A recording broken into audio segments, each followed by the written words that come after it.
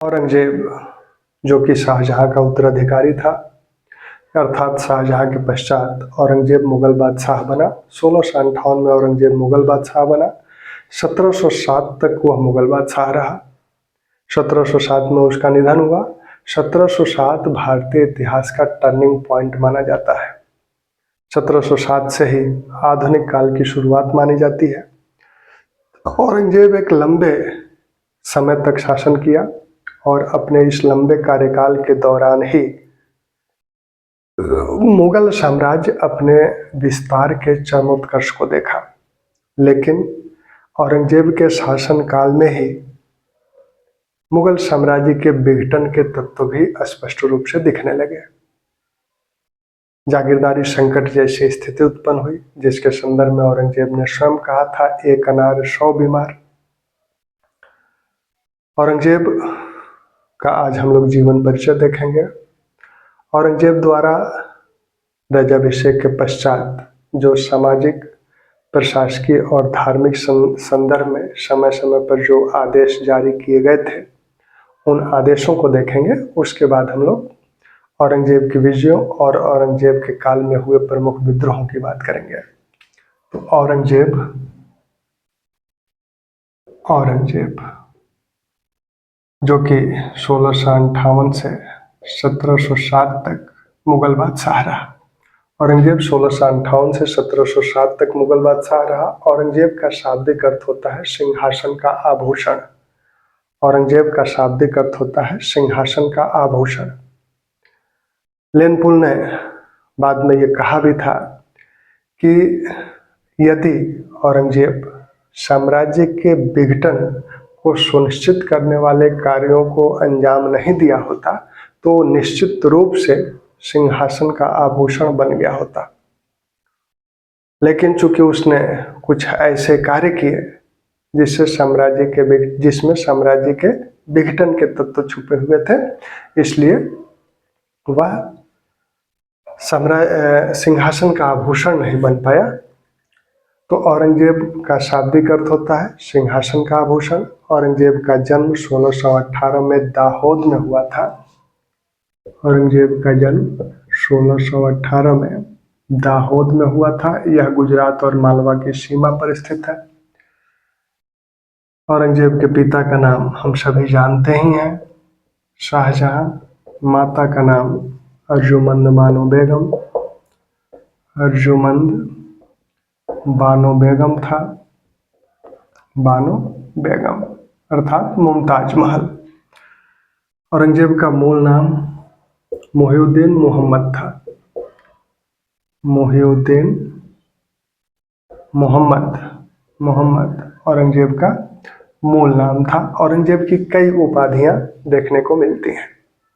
कुछ लोग उसे शाही दरवेश कहते हैं, कुछ उसे जिंदा पीर कहते हैं, कुछ उसे हाफिज कहते हैं।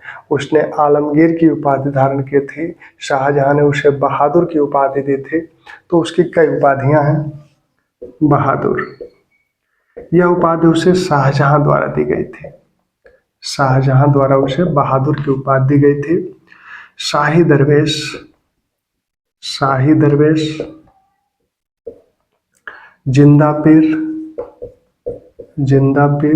शाही दरवेश, जिंदा पीर, ये नहीं दिख रहा है। शाही दरवेश, जिंदा पीर, हाफिज,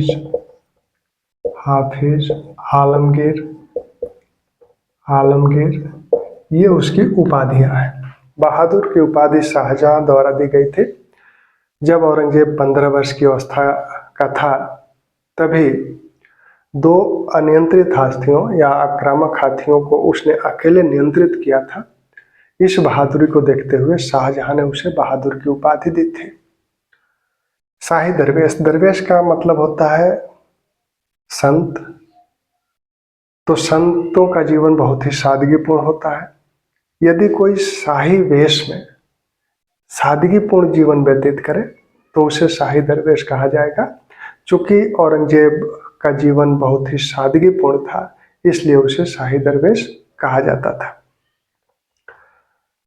जिंदा पीर इस्लामिक कानूनों का, इस्लामिक नियमों का वह अक्षरशः पालन करता था, इसलिए उसे जिंदा पीर कहा जाता था। वह शराब आदि का सेवन नहीं करता था। हाफिज औरंगजेब को कुरान कंठस्थ था। औरंगजेब को कुरान कंठस्थ था, इसलिए उसे हाफिज कहा जाता है। वह उसे कुरान कंठस्थ था। वह इतना सादगीपूर्ण जीवन व्यतीत करता था कि टोपी सिलता था। जो मुस्लिम टोपी लगाते हैं उस टोपी को वो अपने खाली समय में सिलता था। आलमगीर, आलमगीर का शाब्दिक अर्थ होता है विश्व विजेता। यह उपाधि उसने स्वयं धारित की थी। विश्व विजेता, आलमगीर का शाब्दिक अर्थ होता है विश्व विजेता। औरंगजेब उत्तराधिकार युद्ध में सफल होने के पश्चात अपना राज्याभिषेक कराया। तो एक लंबे चौड़े नाम के साथ उसने अपना राज्याभिषेक कराया था। औरंगजेब ने 2 बार अपना राज्याभिषेक कराया। एक तो जुलाई 1658 में 2 बार राज्याभिषेक औरंगजेब का हुआ। 2 बार राज्याभिषेक हुआ था। पहली बार जुलाई 1658 में दिल्ली में, दूसरी बार जून 1659 में, यह भी दिल्ली में हुआ था। इस समय जब पहली बार राज्याभिषेक हुआ तब उसके तीनों भाई अभी जीवित थे। इस बार जब राज्याभिषेक हुआ तो देवराई के युद्ध में वो दारा शिकोह को पूरी तरह से पराजित कर चुका है। यह जो दूसरा राज्याभिषेक हुआ बड़े ही शान शौकत और शाही अंदाज में हुआ। इसमें विभिन्न देशों के राजदूतों को आमंत्रित किया गया और उसने जिस नाम से अपना राज्याभिषेक कराया वो एक लंबी अपनी कई उपाधियों को उस नाम में उसने शामिल किया था। अबुल मुजफ्फर, अबुल मुजफ्फर, मुहिउद्दीन, मुहिउद्दीन, मोहम्मद, मोहम्मद, औरंगजेब, औरंगजेब बहादुर, बहादुर, आलमगीर बादशाह गाजी, आलमगीर बादशाह गाजी, बादशाह गाजी, इस नाम से उसने अपना राज्याभिषेक कराया था। तो इस नाम में कई उपाधियां उसकी शामिल है। एक तो उसका मूल नाम मुहिउद्दीन मोहम्मद, औरंगजेब बहादुर की उपाधि जिसे शाहजहां ने उसे दी थी, आलमगीर की उपाधि। तो ये पूछा जाता है कि ये उपाधियां किसकी थी, बहादुर किसकी थी, आलमगीर की उपाधि किसकी थी। तो अबुल मुजफ्फर मुहिउद्दीन मोहम्मद औरंगजेब बहादुर आलमगीर बादशाह गाजी के नाम से औरंगजेब ने अपना राज्याभिषेक कराया। चूंकि औरंगजेब इस्लामिक नियमों का अक्षरशः पालन करता था तो इस्लाम में 4 विवाहों की इजाजत है। तो ऐसा माना जाता है कि औरंगजेब की भी 4 पत्नियां थीं। उसके 5 पुत्र थे और कई पुत्रियां थीं, जैसे जब-उन-निसा, जीनत-उन-निसा, जुबदत-उन-निसा, रहमत-उन-निसा। तो उसकी रहमत-उन-निसा तो उनकी पत्नी ही थी। जब-उन-निसा, जीनत-उन-निसा, जुबदत-उन-निसा नाम से उनकी पत्नियां थी। मेहर-उन-निसा भी उसकी एक पुत्री थी। तो सबसे पहली पत्नी औरंगजेब की जो है वो है दिलरश, दिलरश बानो बेगम, दिलरश बानो बेगम। यह विवाह 1637 में हुआ था। यह जो है फारस के सफवी वंश के शाहनवाज सफवी की पुत्री थी। शाहनवाज सफवी की पुत्री थी और इसे औरंगजेब ने राबिया उद दौरानी की उपाधि दी थी। राबिया उद दौरानी की उपाधि दी थी और इसी से औरंगजेब के 2 पुत्र उत्पन्न हुए थे, आजम और अकबर। आजम और अकबर 2 पुत्र इसी से रबिया उद दौरानी से उत्पन्न हुए थे। अकबर के प्रसव के समय 1657 में रबिया उद दौरानी का औरंगाबाद में निधन हो गया। औरंगाबाद में निधन हो गया। उस समय औरंगजेब औरंगाबाद में ही था, तो वहाँ इनका निधन हो गया। इनके निधन के पश्चात औरंगजेब ने इनका मकबरा भी वही बनवाया, जिसे बीबी का मकबरा बोला जाता है। बीबी का मकबरा बोला जाता है। इसे दूसरा ताजमहल भी कहा जाता है। दूसरा ताजमहल भी कहा जाता है। इसे काला ताज भी कहा जाता है। काला ताज भी कहा जाता है। जब हम लोग मुगल स्थापत्य करेंगे तो इसको और डिटेल करेंगे। तो ये उनकी पहली पत्नी है दिलरश बानो बेगम। दूसरी पत्नी रहमतुन्निसा। औरंगजेब की दूसरी पत्नी है रहमतुन्निसा। रहमतुन्निसा यह कश्मीर के राजवंश की एक कन्या थी। कश्मीर की हिंदू कन्या थी। इसको औरंगजेब ने नवाब बाई की उपाधि दी थी। और इससे औरंगजेब के दो पुत्र उत्पन्न हुए थे, मोहम्मद सुल्तान और मुअज्जम, जो कि आगे चलकर मुअज्जम ही औरंगजेब का उत्तराधिकारी बना। बहादुर शाह प्रथम के नाम से बादशाह बना।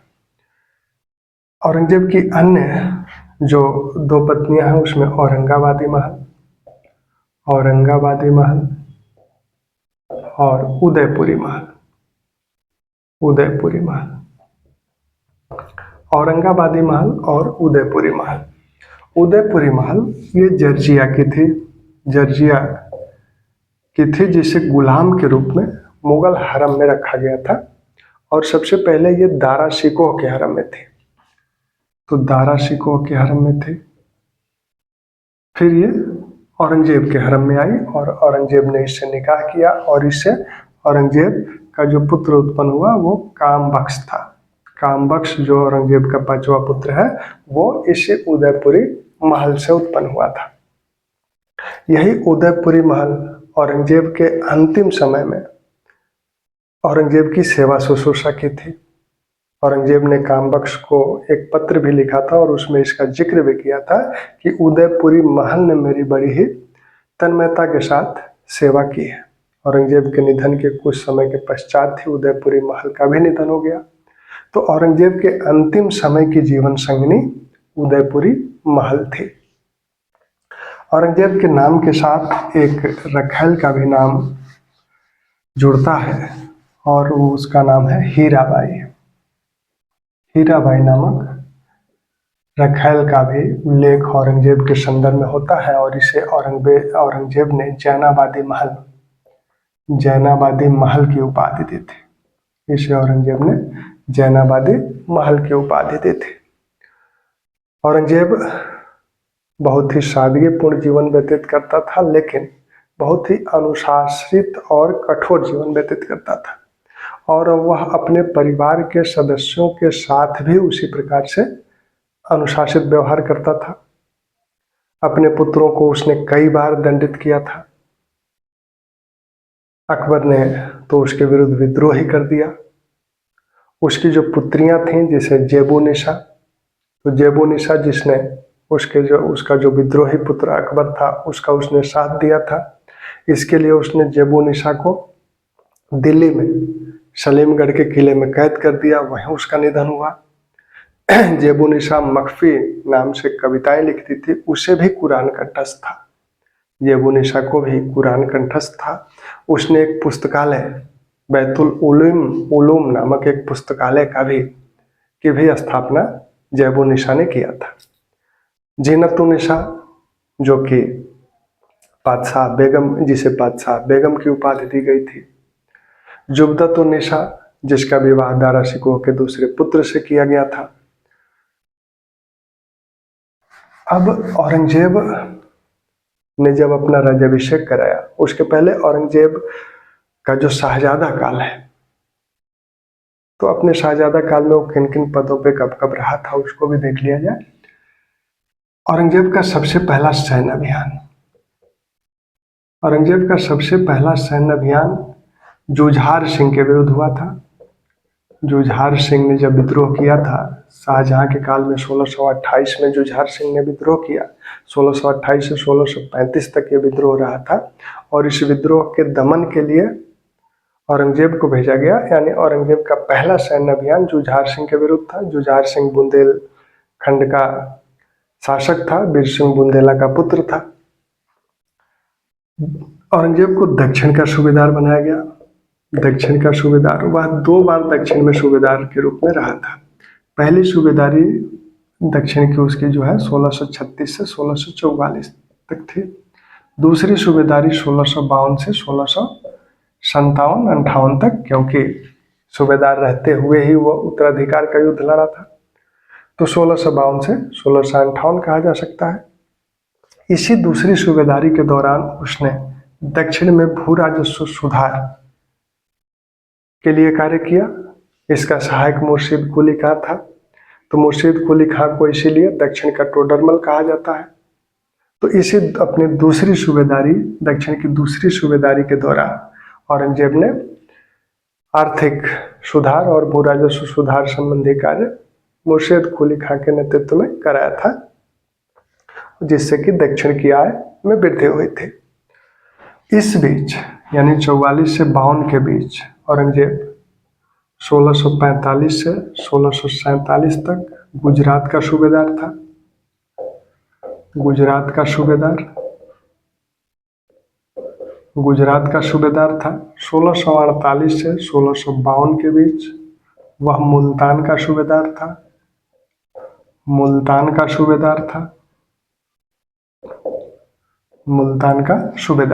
यही जब गुजरात का सूबेदार था, इसी समय 1647 में उसे बल्ख अभियान पे भेजा गया, यानी ट्रांस आक्सियाना अभियान पे, यानी मध्य एशियाई अभियान पे उसे भेजा गया था। हालांकि उसमें सफलता उसे नहीं मिली थी, लेकिन इसी अभियान के दौरान औरंगजेब ने अदम्य साहस का परिचय दिया था। युद्ध भूमि में ही अपने अश्व से उतरकर उसने नमाज अदा की थी।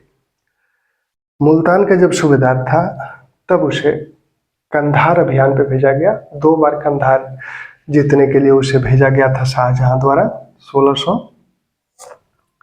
1649 और 1652 में। तो मुल्तान का जब सूबेदार था तभी उसे कंधार अभियान के लिए भी भेजा गया था। उत्तराधिकार युद्ध लंबे समय तक चला था, लगभग 2.5 वर्ष तक उत्तराधिकार का युद्ध चला।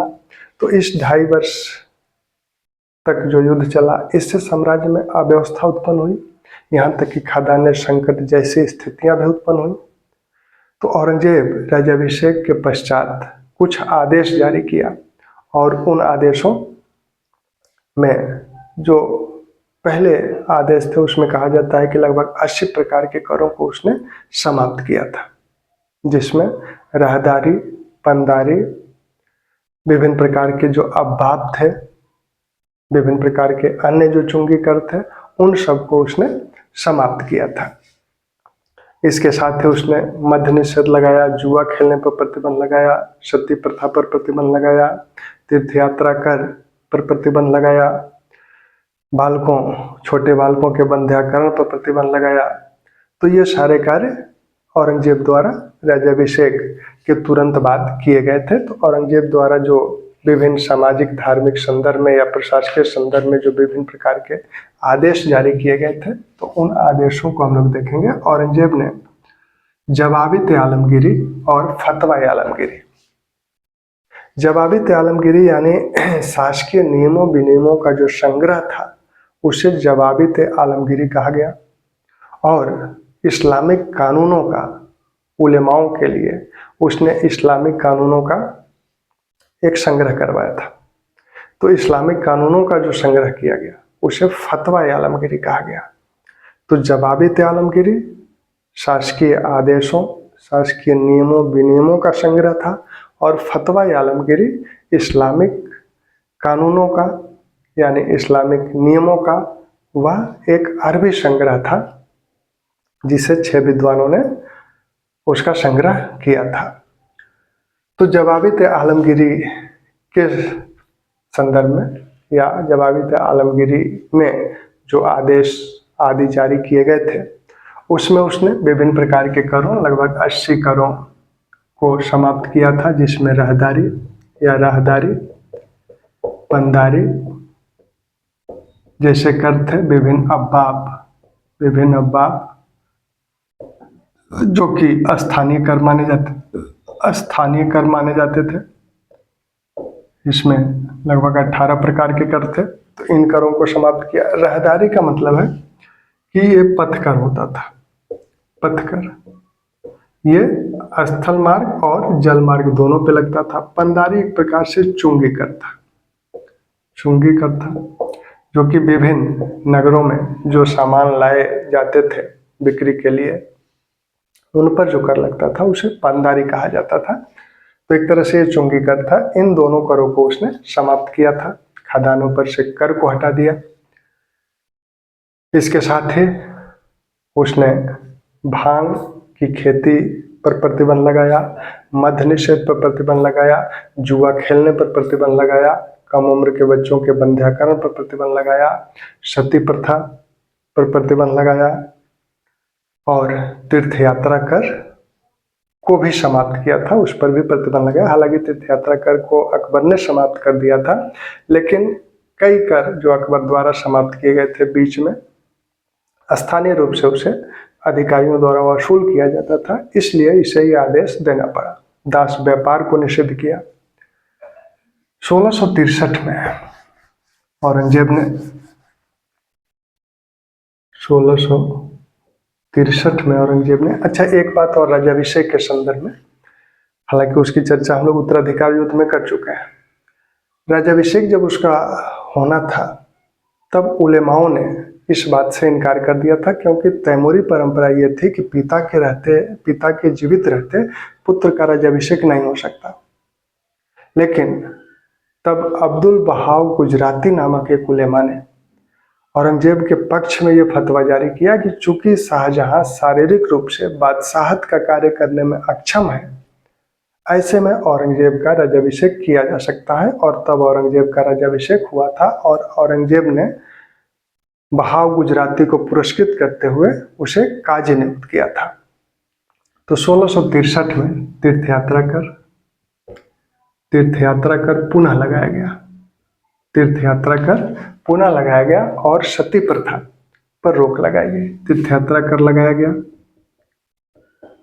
गया, सती प्रथा पर रोक लगी, सती प्रथा पर रोक लगाया। 1665 में व्यापारिक विभेद संबंधी एक नियम बना कि मुस्लिम व्यापारियों से 2.5% कर लिया जाएगा और हिंदू व्यापारियों से, मुस्लिमों से 2.5% कर लिया जाएगा और हिंदू व्यापारियों से 5% कर लिया जाएगा। आगे चलकर 1657 में उसने इसको 2.5% भी समाप्त कर दिया, यानी मुस्लिम व्यापारियों से कोई कर नहीं लिया जाएगा। लेकिन आगे चलकर यह देखा गया कि मुस्लिम व्यापारी हिंदू व्यापारियों के सामानों को भी अपना कह के उसे कर मुक्त निकलवा देते थे। तब औरंगजेब ने पुनः इन पर 2.5% कर लगा दिया, यानी मुस्लिम व्यापारियों पर 2.5% कर लगाया गया। धर्म के हिसाब से यह कर लगाया गया था, तो इसलिए इसे व्यापारिक विभेद संबंधी कर कहा जाता है और हिंदू व्यापारियों पर 2.5% का कर लगाया गया था। 1666 में उसने 1666 में तंबाकू पर जो चुंगी लगती थी, तो तंबाकू पर लगी चुंगी को हटा दिया। तो 1666 में तंबाकू पर लगी चुंगी को हटा दिया। तंबाकू पर लगी चुंगी को हटा दिया। 1659 में उसने हिंदुओं के धार्मिक मेलों, कहीं कहीं 1688 में मिलता है, तो हिंदुओं के धार्मिक मेलों पर प्रतिबंध लगाया। प्रयाग में स्नान करने जाने पर 6 रुपया कर के रूप में देना पड़ता था। तीर्थ यात्रा कर तो वो लगा ही चुका है 1663 में। अब हिंदुओं के धार्मिक मेलों पर भी प्रतिबंध लगाया गया, उनके सार्वजनिक समारोहों पर भी प्रतिबंध लगाया गया। तो ये धार्मिक भेदभाव के अनुसार ये कर लगाया गया। 1669 जो कि बड़ा महत्वपूर्ण वर्ष है। 1669 में औरंगजेब ने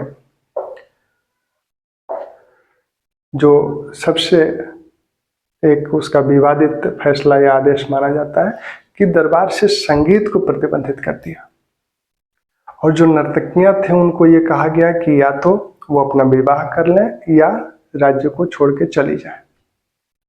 तो संगीत पर प्रतिबंध लगा 1669 में, उसने संगीत पर प्रतिबंध लगाया। और इसी समय संगीतकारों ने संगीत का जनाजा निकालने का प्रयास किया। तब औरंगजेब ने कहा कि इसे इतना नीचे दफनाओ कि ये कभी भी फिर ऊपर ना आ सके। अब संगीत पर प्रतिबंध तो लगा था, लेकिन जो नौबत, दरबार में जो नौबत बजाया जाता था, वो नौबत बजाने की अनुमति थी। इसी के साथ उसने झरोखा दर्शन को प्रतिबंधित किया, मुहर्रम को प्रतिबंधित किया। इसी समय उसने झरोखा दर्शन, जो कि अकबर द्वारा शुरू किया गया था, और मुहर्रम का जो त्यौहार शियाओं द्वारा मनाया जाता था, इसको भी प्रतिबंधित किया। 1670 में उसने तुलादान को प्रतिबंधित किया, लेकिन सामाजिक दबाव में आकर जब एक शाहजादा बीमार था और जब वो स्वस्थ हुआ तो लोगों ने उसका तुलादान किया। तो सामाजिक दबाव में आकर इसकी इजाजत दे दी गई थी। तो तुलादान को उसने प्रतिबंधित किया था। अपना जन्म दिवस मनाना उसने छोड़ दिया, मनाना बंद कर दिया। तुलादान 1670 में तुलादान पर प्रतिबंध लगाया और अपना जन्म दिवस मनाना उसने छोड़ दिया। 1671 में उसने एक आदेश जारी किया कि राजस्व विभाग के सभी अधिकारी जो कि राजस्व वसूलते हैं वो मुस्लिम नियुक्त किया जाए। 1671 में उसके द्वारा एक आदेश जारी किया गया कि राजस्व विभाग के, यानी राजस्व वसूली करने वाले सभी अधिकारी, सभी कर्मचारी मुस्लिम नियुक्त किए जाएं। लेकिन बाद में ये देखा गया, अधिकारियों द्वारा ये शिकायत की गई कि चूंकि मुस्लिम योग्य कर्मचारी मिल नहीं रहे हैं इस कार्य के लिए, तब उसने इसमें फिर थोड़ा सा संशोधन किया, कहा कि जो मिल रहे हैं उनको नियुक्त करो, जब नहीं मिल रहे हैं तो हिंदुओं को नियुक्त करिए।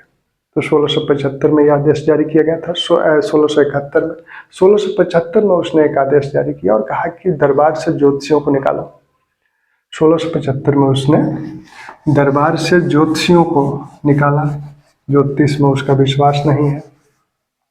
उसने संगीत पर प्रतिबंध लगाया था, लेकिन बीड़ा बहुत अच्छा बजाता था और सर्वाधिक, मुगल काल में सर्वाधिक संगीत पर जो रचनाएं हुई वो औरंगजेब के काल में ही हुई थी। तो 1675 में उसने ज्योतिषियों पर प्रतिबंध लगाया। दरबार से इन्हें निष्कासित किया गया। ज्योतिषियों द्वारा जंत्रियां बनाई जानी प्रतिबंधित की गई, लेकिन इस आदेश का भी पालन नहीं किया गया। यहाँ तक कि दरबारी और राजवंश के लोग भी इस आदेश के बावजूद भी ज्योतिषियों से जंत्रियां बनवाते रहे। 1679 का वर्ष बड़ा ही महत्वपूर्ण वर्ष है और इस वर्ष दो महत्वपूर्ण आदेश जारी किए गए। एक तो जजिया, हिंदुओं पर जजिया दोबारा लगाया गया। हालांकि इसे अकबर ने समाप्त कर दिया था, दोबारा औरंगजेब ने इसे लगाया। दूसरा, जो टीका लगाने की प्रथा थी, हिंदू राजाओं को टीका लगाने या हिंदू राजाओं के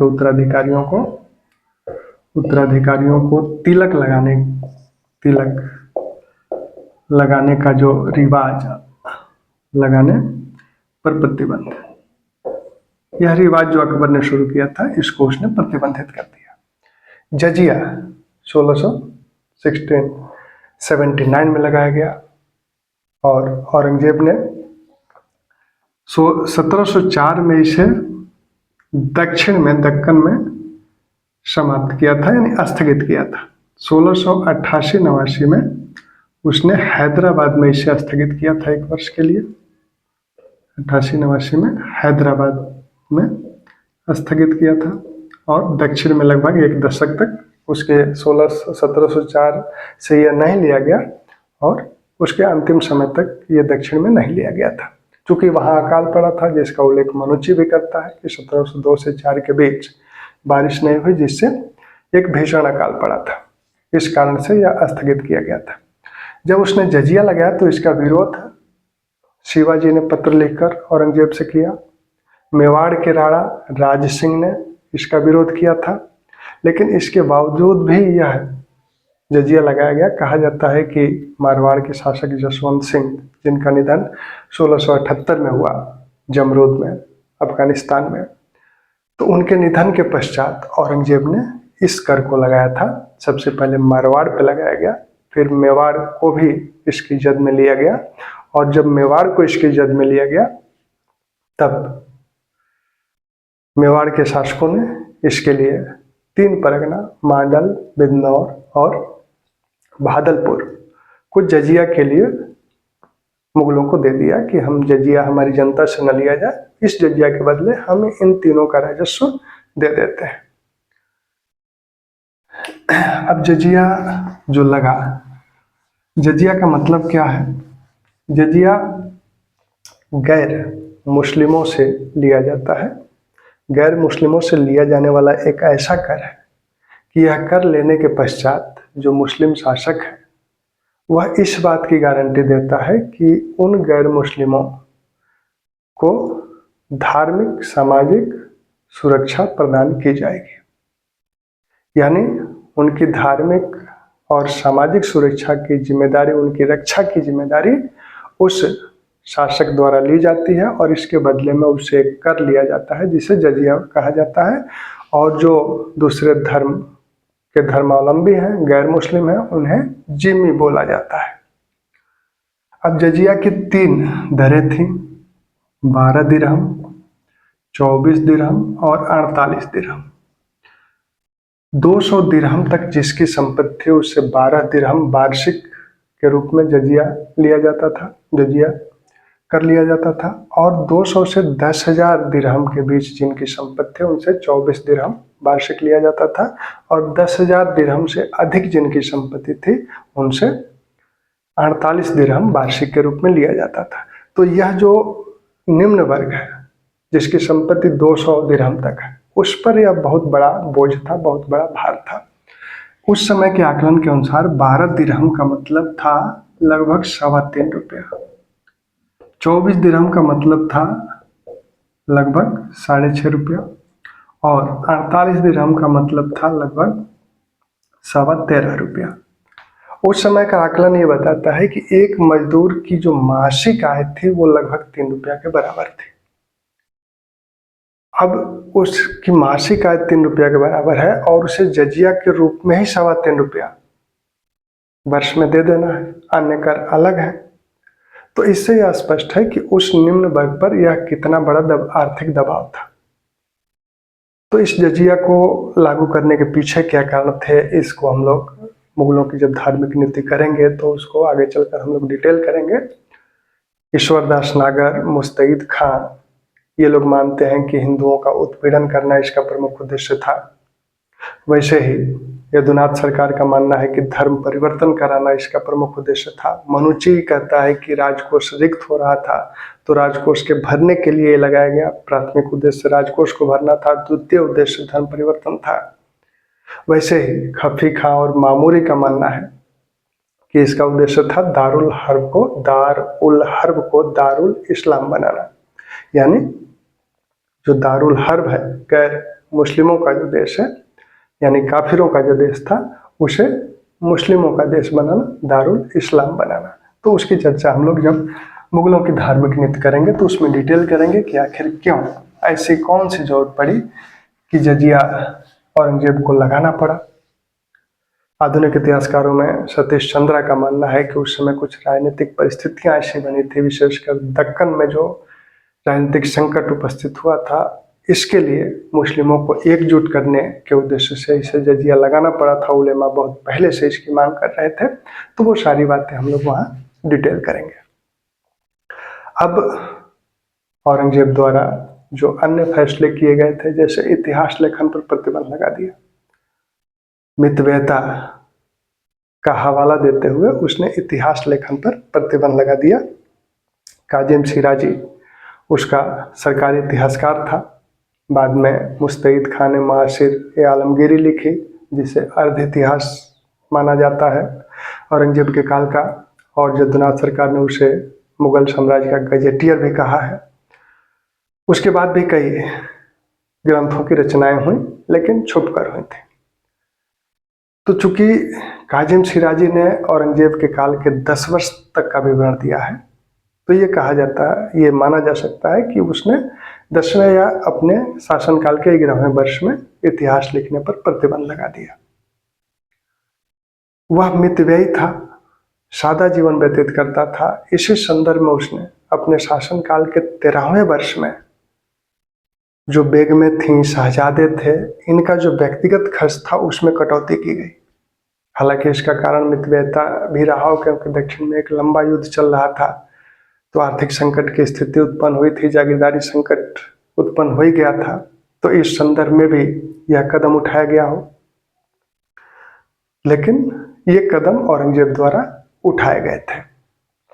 तो औरंगजेब ने जिन आदेशों को पारित किया था, जारी किया था, अब कुछ आदेश हिंदू मंदिरों के संदर्भ में। गुजरात का जब वो सूबेदार था, तभी उसने गुजरात के मंदिरों को तोड़वाया था। उस समय मंदिर तोड़ने का मतलब ये था कि जो मंदिर में मूर्ति थी उसे तोड़ दिया जाता था और मंदिर पे ताला लगा दिया जाता था।